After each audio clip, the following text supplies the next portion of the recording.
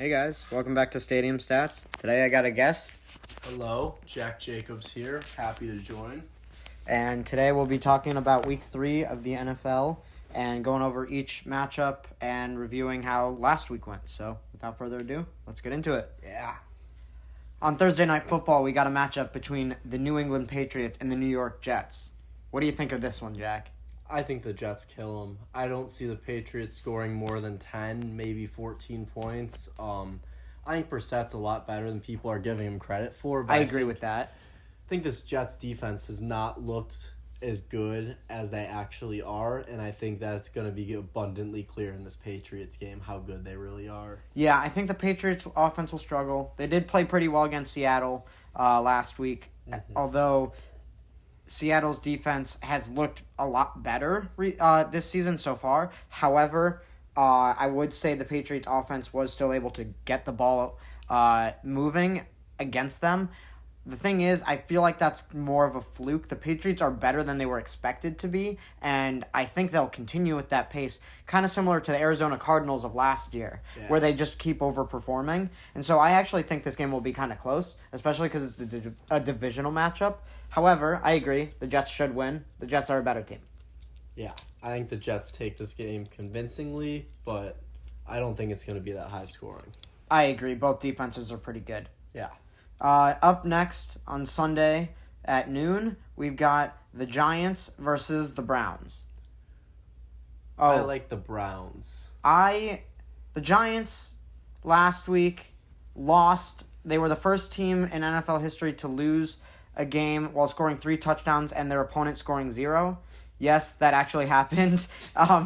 Their kicker got hurt on the first play of the game, and they didn't have him the whole game, and so they had to go for 2-point conversions after every touchdown and missed all 3 of them. So they ended up with 18, and the Commanders kicked 7 field goals and ended with 21. Crazy game. But that just shows how bad the Giants are. I really don't think they're going to compete with many teams this year.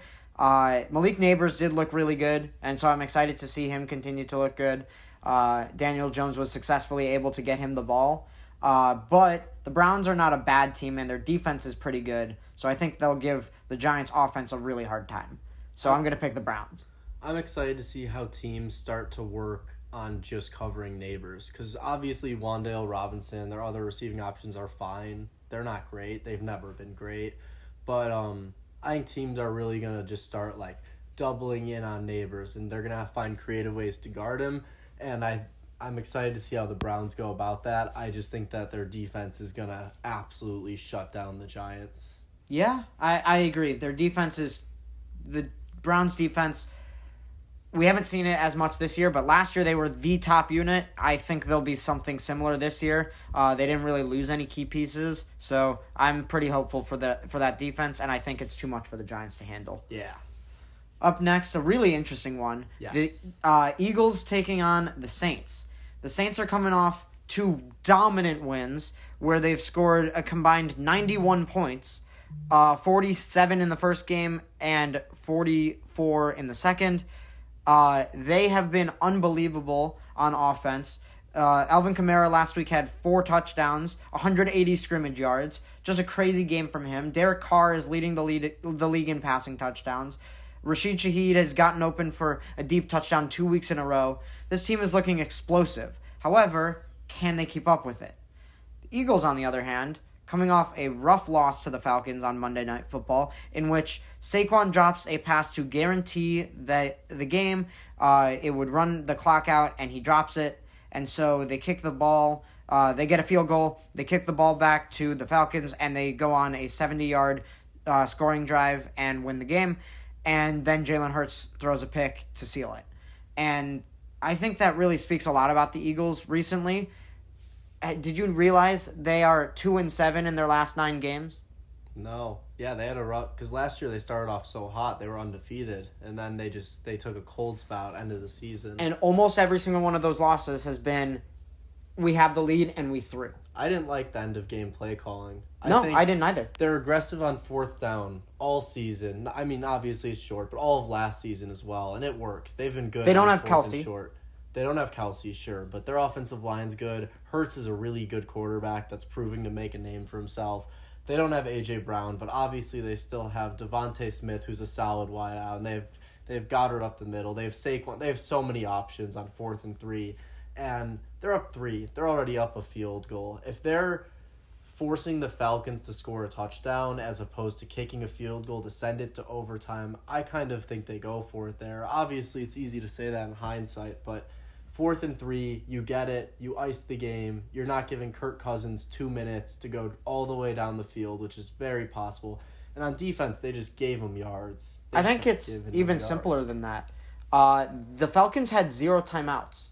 Had they just ran the ball on 3rd down, or I guess they thought it was a guarantee he would catch it. Yeah. But Saquon has had a history of dropping. For the Giants, he did the same thing. He's a really good player, but he has dropping issues sometimes. And so for them to trust everything in him catching that pass, they should have just ran the ball. 3rd and 3, Saquon at the beginning of the game was getting 9 yards a carry every single carry. There was a good chance they were getting it, and even if they didn't, the clock is running so much that by 4th down you kick your field goal, or you go for it on 4th, and then the Falcons either get the turnover on downs in a really bad field position, or they get the ball with 20 seconds or something like that, because there was only 2 minutes and they didn't have any timeouts. Yeah, they would have a minute left, and honestly, if Saquon gets even just 1 or 2 yards, like, that's 4th and 1. That's tush push. That's Saquon 1 yard carry. They run it back-to-back plays. Yeah. Falcons have a minute, no timeouts, best case scenario, and they get that too. Yeah. We've gotten really sidetracked. Yes. Saints-Eagles. Saints-Eagles. I believe in the Eagles. I think Bounce back game? The Saints are favored to win this game by 2.5. I like the Eagles. I know that without A.J. Brown, the offense kind of operates in a different way. Having Devontae Smith as your 2 versus your 1, it makes a big difference. But just through Saquon, through Hurts' talent, their safeties, Reed Blankenship, that's going to be great for covering the deep ball. I honestly just think they match up well with the Saints, and I'm excited to see how the game goes. I think the Eagles will be close contenders. However, I am going to pick the Saints because I think the Eagles' defense proved in the last game that they are susceptible to big plays. They let Darnell Mooney that play with where Darnell Mooney scored a touchdown, and he also got really wide open for another play that Kirk Cousins just missed the throw, but he was wide open for a deep touchdown. The Eagles' defense has been letting up a lot of rushing yards. They let up a lot of rushing yards to Josh Jacobs, and they let up a lot of rushing yards to Bijan. Or I should just say scrimmage yards to both of them. Yeah. And they've been letting up just a lot of yards in their games to offenses in general. Their defense has not been very good this year, and to end last year, it wasn't good either. It's not good. And that play where Darnell Mooney scored that touchdown felt very reminiscent of last season, where where their defense was just missing tackles. Do you remember the playoff game against the Bucs? Yes. And every tackle was just a missed tackle? It felt like that again. And so I don't have faith in the Eagles' defense is the problem. So I'm going to pick the Saints. I think they're really explosive. Right. I have one more question before we move on from this game. Do you think Rashid Shaheed scores another touchdown or a large touchdown? Ooh. I think he scores a touchdown or gets a deep play. Okay. Yep. I think he'll have one deep ball. I'm excited to see how the Eagles adjust after last week and going into this next week where obviously big plays have been a part of this offense early on in the season. Yeah. Up next, the Texans taking on the Vikings, and I think this is a misleading one. They're both 2-0. Yep. But I think the Texans' defense Yep. is going to be too much. Even though the Vikings have a really good O-line, the Texans' defense had 7 sacks last week against the Bears. And this Vikings team is banged up on offense, too. I mean, regardless of sacks, the Texans just have a good defense all around. And no Addison, no Hawkinson. Jetta's got banged up last week. Like, it's going to be too much for them. That being said, the Vikings' defense is going to be the toughest task I think the Texans have faced yet. Mm-hmm. They faced the Colts, whose defense has let up 400 rushing yards in 2 weeks. Yeah, 400. Yeah. Or almost 400. And they also have let up a ton of yards on passing, but not nearly as bad. But the Vikings faced the 49ers last week, and Purdy went up to Brian Flores, the Vikings defensive coordinator, after the game and said, "Your defensive scheme is unreal."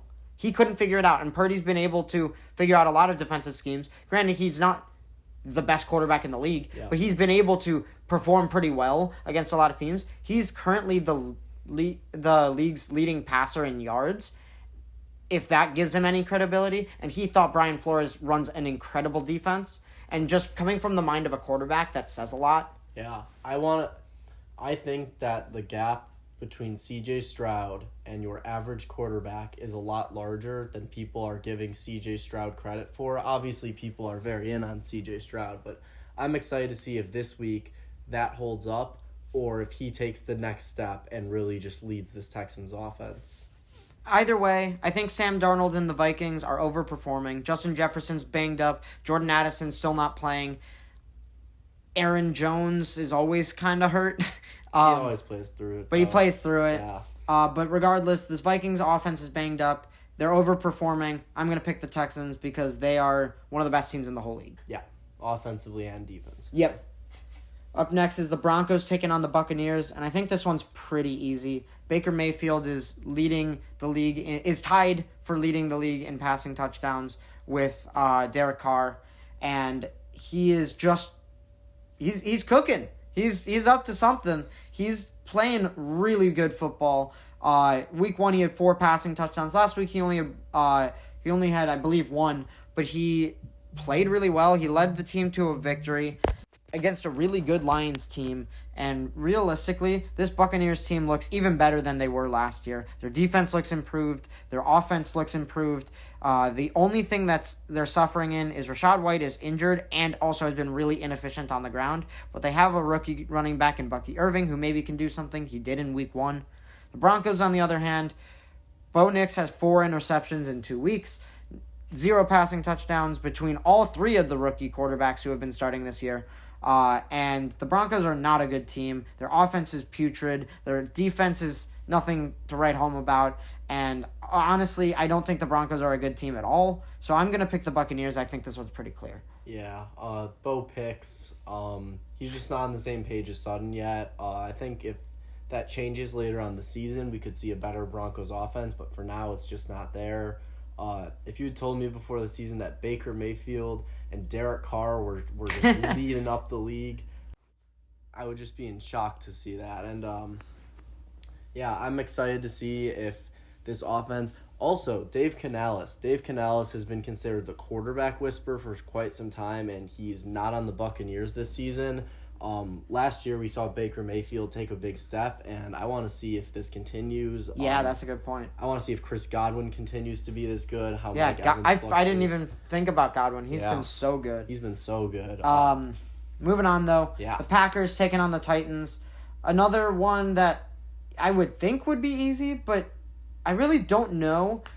Jordan Love could theoretically play. I don't think it's likely, but he was questionable last week, so it's possible. But either way, Malik Willis just led them to a victory, and he didn't look great, but he had his first game with over 100 passing yards, which is a really low bar, but he's good enough to lead this really talented Packers team to a win. Titans have cost themselves 2 games. Will Levis keeps turning the ball over in really crucial spots 2 weeks in a row. I think the Packers are the definition of a good ran organization where they have coaching that gets them victories in tight games. And that even applies with a backup quarterback. And so therefore, the Titans, I feel like, are kind of the opposite. They choke a lot of big games and close games. So I'm going to pick the Packers, honestly, mainly for the coaching. I think that it's funny that we're likely to see a Malik Willis versus the Titans. I agree. I was thinking about that. I think that he wants the game. I feel like if he comes in, that he's gonna want it. He's gonna want it more than Will Levis is going to. I don't see the Packers continuing to just play as well as they've been playing, but I still think that they have the advantage going into this game. I think that defensively they have strong corners which match up really well against the Titans' outside receivers. I'm excited to see That- how both coaches match up, though. You just actually kind of changed my mind. You brought up their defensive backs. I don't think the Packers' defensive backs right now are in a prime position. I don't think they've been that elite, and the Titans have a lot of good weapons. And Tony Pollard's been killing it on the ground, and the Packers have been letting up a lot of rushing yards. Yeah. So I actually am going to go with the Titans now in a surprising switch, just because I feel like the Titans have too many offensive weapons for the Packers to handle. It all just comes down to, can Malik Willis not turn the ball over? It'll come down to if Malik Willis cannot turn Sorry, the ball not over. Malik Willis. Will Levis. Will Levis. Yes. I think that this is going to be a game of the running backs. I think both teams, they have mediocre quarterbacks throwing to pretty good options. And if Josh Jacobs can take over in this game, or if Tony Pollard can keep dominating the way that he has been, that this game is going to be very exciting and come down to just a good finish. Yeah. Up next, we've got a matchup between the Bears and the Colts, and this is the Matt Eberflus revenge game. Matt Eberflus being the coach of the Bears, the head coach of the Bears, who used to coach for the Colts. The Colts are 0-2. The Bears are 1-1. The Bears have looked abysmal on offense. They let up 7 sacks last week on primetime against the Texans, but their defense has looked really, really good. They are taking on a team who has let up almost 400 rushing yards in 2 weeks. They've let so much happen on the ground. They can't stop the run at all. And DeForest Buckner is banged up too. So that doesn't help. The Colts offense is really inconsistent, as Anthony Richardson has really high highs but really low lows. Last week showed the lows. The week 1 showed the highs. There's not really an established number 1 receiver in that offense, because Alec Pierce has been the 1 receiver, but I don't know how consistent that can be because it's all from big plays.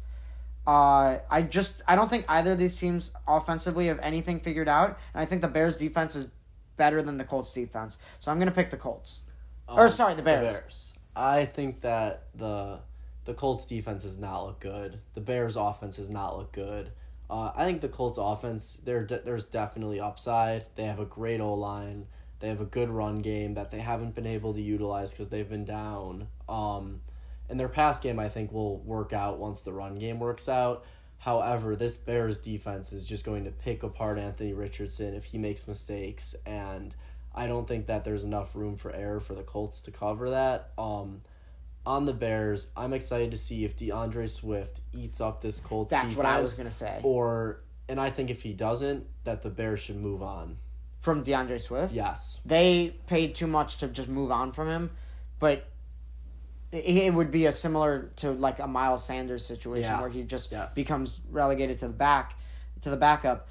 But it's not like any of the other Bears running backs are doing anything, so it's not necessarily him. It's that O-line has been playing really bad this season.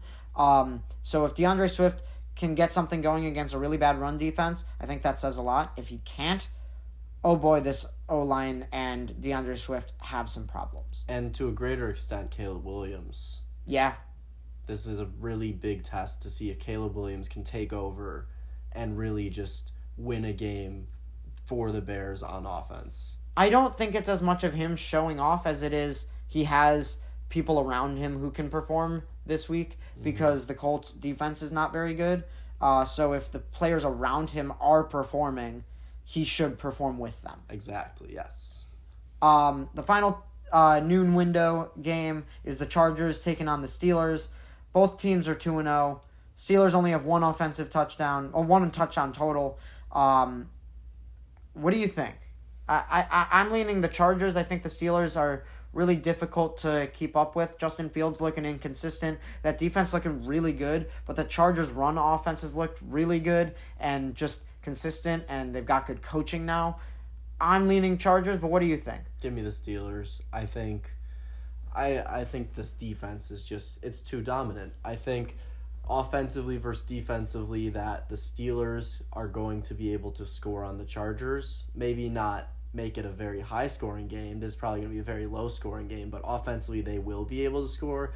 Whereas with the Chargers, Obviously, J.K. Dobbins looks really good. Herbert's a little bit banged up, though. The receivers, no one's really shining. Quentin Johnston had a good game, but I don't know if we can rely on that. And I kind of just think that the Steelers overall have a better coaching staff, a better run defense, and I think that their offense is good enough to succeed against the Chargers defense. That's fair. I think it'll be a close game. Yeah. Starting off the 3 o'clock window, we got the Dolphins taking on the Seahawks. Dolphins suffered a huge loss as Tua is now on IR with a major concussion. And who knows what will happen with that. I think their season's kind of looking bleak. Looking bleak for sure. Seahawks, on the other hand, DK Metcalf and Jackson Smith-Njigba both had really, really big games last week. Geno Smith still looking good. They won the game even with Kenneth Walker injured. However, they almost did lose that game. They were down for a lot of that game and had to win in overtime against a team that everyone had towards the bottom of their power rankings in the Patriots. The Seahawks still should win this, though, because the Dolphins, it's Skylar Thompson's first game playing not preseason since 2022, I believe. That sounds right. When was the playoff game he played against the Bills? I think that was 2022. I think it was 2022. But last year was the Chiefs. Yes, Yeah. yes. But so I'm gonna pick the Seahawks. I'm definitely gonna pick the Seahawks. Each of these three receivers has had a moment to shine in these past 2 weeks. And Yeah. Lockett, DK, and JSN. Geno looks good again. Geno last year, he was a little bit on, a little bit off. Before that, he looked amazing. I think he's starting to look really good again. Run game, if Kenneth Walker plays, that will be a great addition to the offense. And if not, Charbonnet gets it done on the receiving game. So just like, Yeah. I would be looking to see the Great Seahawks backup. pass. And I just don't think that with the Seahawks defense looking improved, I don't think that Skylar Thompson's going to be able to really pick them apart the way the Seahawks Especially would with be their able new to. defensive head coach in McDonald from the Ravens defense last year. And you can see how much of a difference that's made for the Ravens, losing him. Yes. And how much of a difference it's made for the Seahawks already on defense. Yeah. So, up next is the Panthers taking on the Raiders. And do we really need to go over this one very much? Bryce Young got benched. He was abysmal. They've let up like 80-something points in 2 weeks or something like that. The Panthers are terrible. And the Raiders, they just beat the Ravens. They were losing most of that game, but Gardner Minshew is the only quarterback in the league. I saw this today. He's the only quarterback in the league who's passed for over 250 yards in both games this year. That's crazy. Yeah, Gardner Minshew. Consistency is what he's lived by his whole career, and he's never going to flash, but he's consistently good. Yeah. And that's what I think this offense needs with this many weapons, because Brock Bowers is looking incredible in his rookie season, and Devontae Adams and Jacoby Myers are going off at the receiver position. They've got the weapons. They just don't have a run game. Yes. Zamir White's looked terrible. Alexander Madison has Madison, looked pretty decent, though. He's looked decent, but in the past... But he's it's mainly the passing game. Yes. Yeah, it's kind of like Zach Charbonnet. Yes, exactly. Yeah. But I'm picking the Raiders. Yeah, I'm picking the Raiders. One of the three best quarterbacks in the league. You got Derek Carr, Baker Mayfield, Gardner Minshew. Easy top 3 ranking. Easy top 3 ranking. Yes, give me the Raiders. The Panthers are the Chicago White Sox of football, so I'm going with the Raiders. Which is worse? I'd say the White Sox. But The White Sox are on a historically bad start, but the Panthers are also on a historically bad start, as they have, I saw this today as well, they have 20 straight games where they haven't had a lead in the fourth quarter at any point. That is tied for the second longest streak ever, with the longest one being in the 1920s in the NFL. So, I don't know how much that one counts. And the other one is the first 2 years. You know how bad the Buccaneers were the first 2 years of their existence? Yes. How they lost over a season's worth of games in a row? Yeah, they're the other team that the Panthers are tied with. Yeah. So, Panthers abysmal. Anyways, 49ers taking on the Rams. Both teams really injured. Christian McCaffrey and Debo out on the 49ers side. Kupp and Puka Nacua out on the Rams side, as well as multiple offensive linemen being really banged up. This is a really rough game. The Rams are 0-2. The Niners 1-1. Niners need to bounce back. This is their chance for it, as the Rams are really banged up. But are the Rams really going 0-3? I don't know. I think this game is in Brandon Ayuk's hands. I agree. I do. I think that... And Juwan Jennings continuing to stay as clutch as he has been. But I don't think that's as much of a question because he's consistently been really, really clutch. He's never going to... Again, he's kind of like Gardner Minshew as a receiver, where he's never going to shine, but he comes up... but he's there when you need him. Yeah. I think that the way the 49ers win this game is through passing all over the Rams, because obviously Jordan Mason will have a role. We know Jordan Mason's going to get 80 to 100 yards. He'll do good. He'll do well. But if Brandon Ayuk doesn't shine, I don't see George Kittle having a 100-yard game or Juwan Jennings having 70 yards. I think it really it's going to fall on Ayuk or Jordan Mason to absolutely shine and win this game for the Niners. I agree. I am still going to lean towards the 49ers. They are one of the most dominant teams in the league when they're healthy. But they are not healthy right now, and that offensive line looked really bad against Minnesota last week. I think they let up 6 sacks, so that does concern me. But week 1, they looked fantastic. So the Rams haven't really had that moment, and they've both lost a lot. I think this will be close, but I'm leaning 49ers. I'm picking the Rams. Matthew Stafford, he just does things, like little things that other quarterbacks don't do. Last week, he had a tiny throw window, and instead of throwing it overhand, he threw it like a 70-degree angle just to like fit that. And it's just those little things that him as an experienced quarterback has over Purdy that's going to make me pick the Rams in this one, but I think that'll be a very good game to watch. I just think the Rams' offense doesn't have enough weapons, and the 49ers' run defense hasn't been problematic. It's been their pass defense. Yes. And seeing as their pass defense is the problem, and the Rams don't have passing weapons, Kyren Williams is going to... If the Rams' offense relies on Kyren Williams, the Niners relies on Brandon Ayuk. Yeah. But if anyone, Ty Johnson, Tutu Atwell, Demarcus Robinson, if any of those guys step up... Jordan Whittington, right. That's exciting. They have just like 4 guys that can go out there and catch a football, and I'm excited to see how they use all 4 of them. Yeah. Should be an interesting game. Really says a lot about how these teams can handle the injuries. Yes, totally. Up next, we've got the Lions taking on the Cardinals, and the Lions are coming off a loss to the Buccaneers. Pretty close game, but Monra had a really big bounce-back game. Jameson Williams is second in receiving yards in the league. He's doing really well, and both Gibbs and Montgomery had a pretty good game again. So you would think that they played really well, but Baker cooked against them. Baker was bacon. And so the Lions' defense does still look problematic, just like it did last year.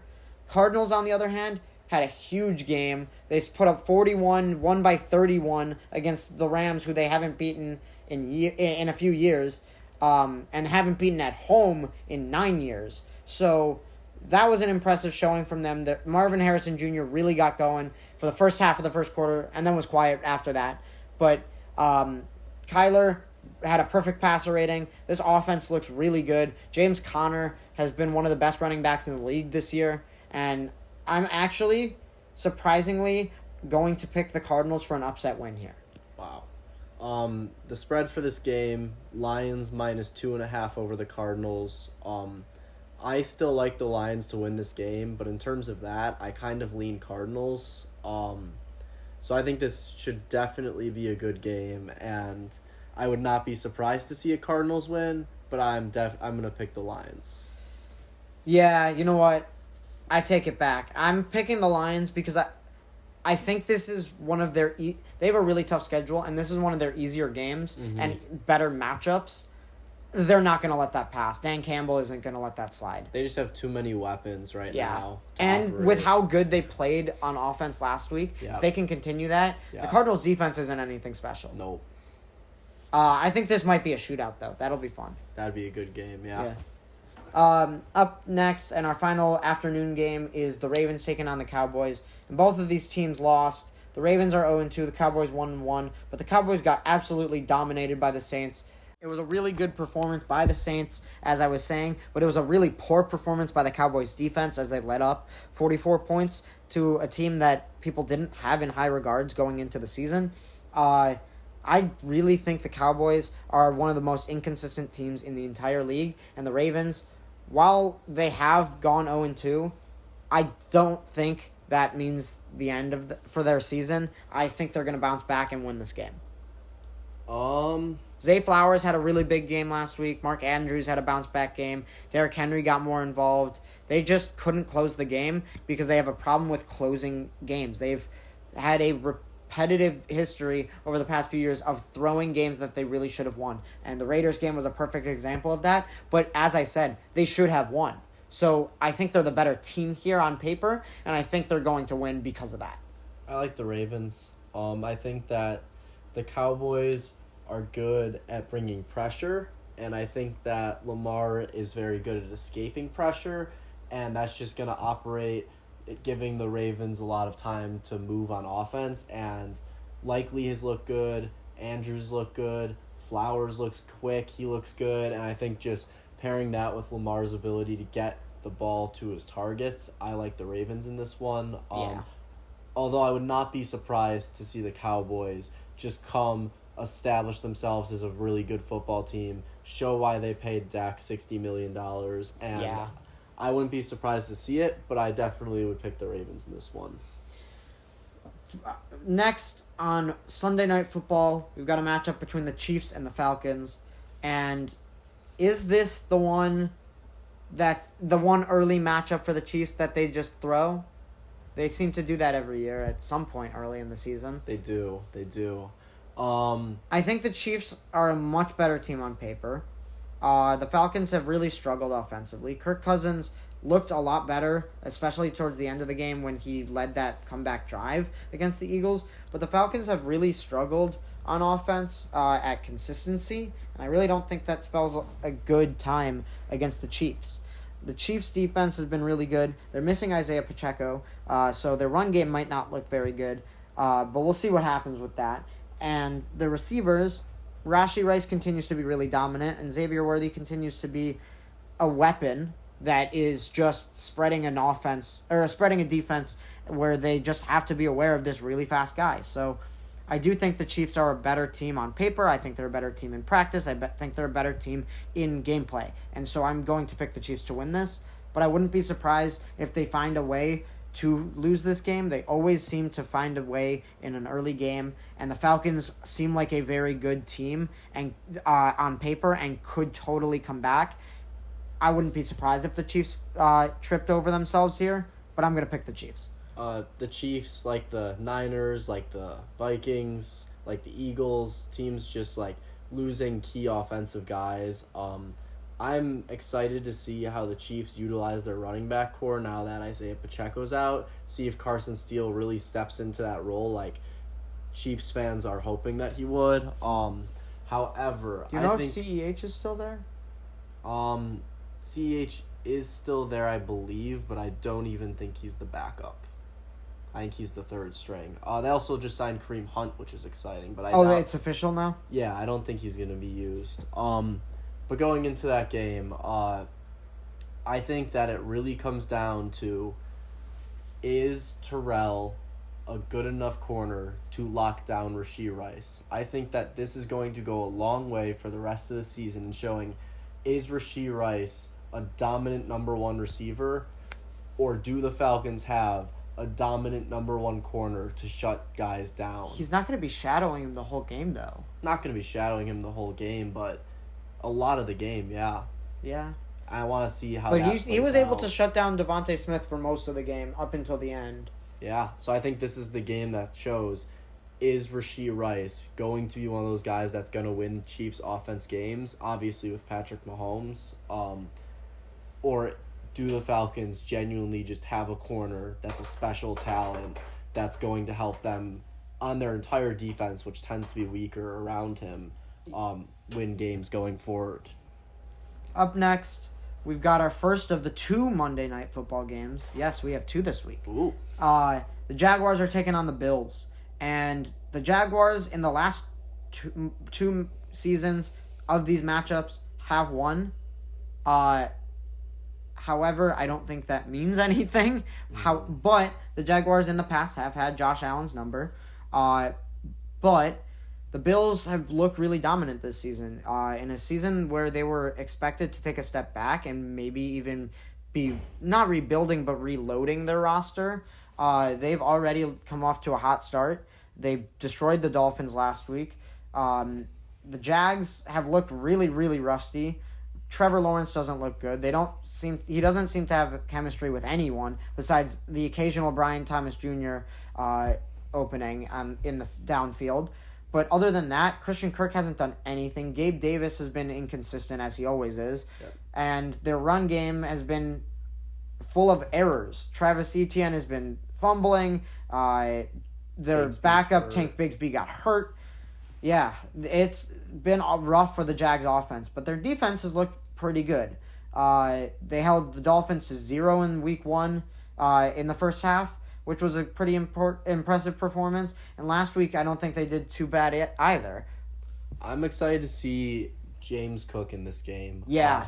Coming off a very big game, having a long week from Thursday to Monday night. I want to see if he continues to put the pedal on the gas against a really good Chargers defense from what we've seen so far. I still think that the Bills should be winning this game, and I think it will say a lot for the Jaguars if they do come out and win this game, but I just don't think the Jaguars' offense is where it needs to be to put up the fight to Josh Allen in this Bills offense. I'm going to pick the Jaguars. I think the Bills are a better team, but I think they are going to have some hiccups throughout the season, and I think that the Jaguars' defense might cause one of those. The Jaguars' defense, especially Josh Hines-Allen, is pretty good, and so I wouldn't be surprised if they're able to do a decent amount and maybe even cause some turnovers, and so therefore I'm going to pick the Jaguars to win.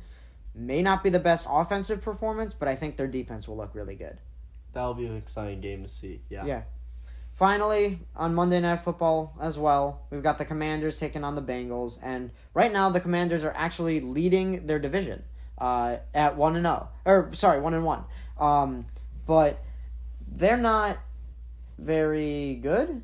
Jaden Daniels scored 2 rushing touchdowns in week 1, and they scored 0 touchdowns last week, but they had 7 field goals. So I don't really know what to make of that because they clearly just don't have a red zone offense, but the rest of their offense seems to be working. They're getting into field goal range consistently. The Bengals, on the other hand... First, let me talk about the Commanders' defense. It's not good. No. They let up 3 touchdowns to the Giants. Yeah. They let up over 100 receiving yards to Malik Neighbors, a rookie, and they've, in week 1, let up 40 points. Their defense is not very good. And last season they traded Sweat, and who else did they trade? Montez Sweat and Chase Young. Yes, and right after they traded both of them, their defense fell apart. Yeah. And it has not looked like it's been repaired since. The Bengals, on the other hand, had a bounce-back game where they didn't win, but they looked a lot better than they did in week 1. Week 1, they lost to the Patriots, who seemed like a better team than we thought, I guess. But they still should have won that game. Week 2, they almost beat the Chiefs. It came down to the last minute, and they did end up losing, but it's a formidable opponent in the Chiefs. So I am going to pick the Bengals to win this game. I think they get their first win of the season. I think that the Bengals just stomp over the Commanders offensively. I want to see how Jane Daniels looks in another game because so far he's looked terrific, and I want to see if that continues against a pretty good Bengals defense. But I think just the Commanders defense has not looked good. The Bengals are probably getting T. Higgins back, and having T. Higgins and Jamar Chase against this Commanders secondary, the Bengals are going to run it up. Is T. Higgins is back? Most likely, we're still not sure. Okay. Well, that's it for the matchups. Let's get into the power rankings. Awesome. Looking at my power rankings, at number 10, I've got the San Francisco 49ers, who had a dominant win in week 1, but really fell after their week 2 performance. They are also really banged up injury-wise, and I don't think they're going to have nearly as dominant of a season as they did last year. But week 1 showed that they still can be dominant when they need to be. And so for that, they're still on the top 10. I think Purdy just needs to find his rhythm, and once CMC and Debo come back, that team is still going to be probably even better than that. But for right now, yeah, And Ricky Pearsall needs to come back. Yes. We want to see him in this offense. definitely. At 9, I've got the Steelers. Only scored 1 touchdown so far, so I'm really hesitant because their offense is not performing, but they're getting field goals, and their defense is really good. So for that, they're at 9. I like this defense and coaching staff. I would probably have them higher. I believe in this defense and coaching staff, but I don't think that they have the electricity they need to really just go out there and dominate the way they would need. Yeah. At 8, I've got the Lions. They're 1-1. They looked good in both games, but they lost because their defense is really inconsistent. In last week's game against the Buccaneers, they let up a really good pass rating to Baker Mayfield as well because he looked really good. But I think their defense is a bit of a liability, but their offense is back to full power. I think that they have a good team. They have a good team. There's not much more to it. That's fair. At 7, I've got the Seahawks, who are 2-0, leading their division. And, yeah, they had a really close game last week against the Patriots. But, again, the Patriots are looking better than we thought they would. And, honestly, this defense looks a lot improved from the past. And their offense looks explosive. DK Metcalf had a huge touchdown. JSN looking really good. So, honestly, yeah, that's why they're at 7. For me, I need a little more convincing. I'm not sold on this offensive line, and this defense has looked good, but I need to see them to continue to look good before I really buy in. That's fair. At 6, I've got the Buccaneers. Baker's been baking. Their offense has looked amazing with Mike Evans and Chris Godwin. Their defense has looked much improved, and honestly, there's not much more that needs to be said. They just beat the Lions. They had a dominant win in Week 1. Love the Bucks. They look like a machine on offense. Defensively, they look more sound than they were last season, where they were very successful with this same offense and an improved defense now. Really like the Bucks. At 5, I've got the Chargers. I think their coaching has made all the difference. Their run game looks really good. J.K. Dobbins has 2 130-yard games, first since, I think, LaDainian Tomlinson for that team. They've just looked really good on both offense and defense. They scored a ton of points. Granted, it was the Panthers, but they scored a ton of points. Their defense held the Panthers to minimal points, and I would say that's really all that needs to be said. I think they have to stay healthy. A lot of injury-prone guys around that roster, and I'm not sold on them yet. I need to see a little bit more to see if they can keep winning the games with the formula they've been using. Yeah. At 4, I've got the Saints. I still don't fully trust it, so I can't put them any higher. But through 2 weeks, they look like the best team in the entire league. Offensively, they've put up over 90 points. Defensively, they dominated the Cowboys. And so they look like the best team right now, but I think they'll fall back to earth a bit.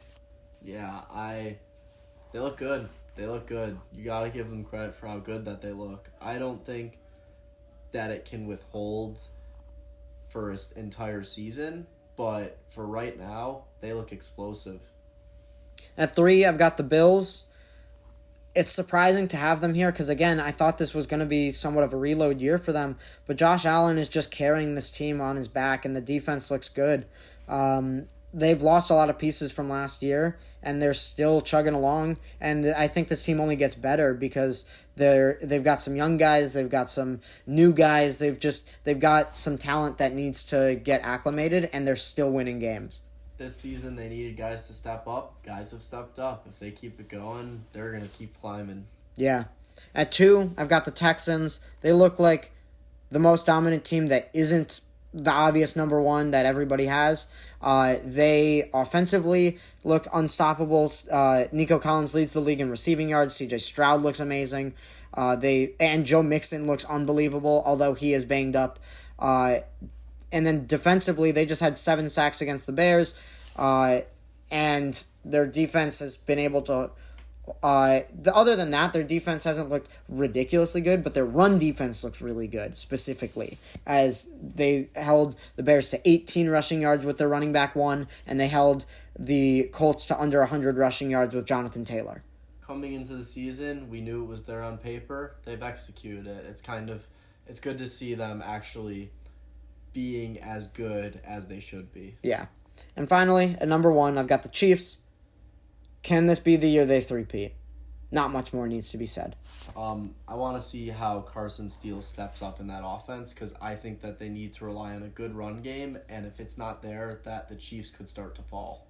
Yeah, that run game is the only thing that looks a little suspicious, but that defense is clearly unbelievable, and that offense is much improved from last year. Yeah. So I think the Chiefs are easily number 1. They look good. Well, anyways, thank you guys so much for listening. Thank you, Jack, for joining me today. Of course, it was a pleasure. And I look forward to talking with you guys soon. So thanks so much for listening. Don't forget to like, subscribe, and comment, and I'll see you guys soon. Peace.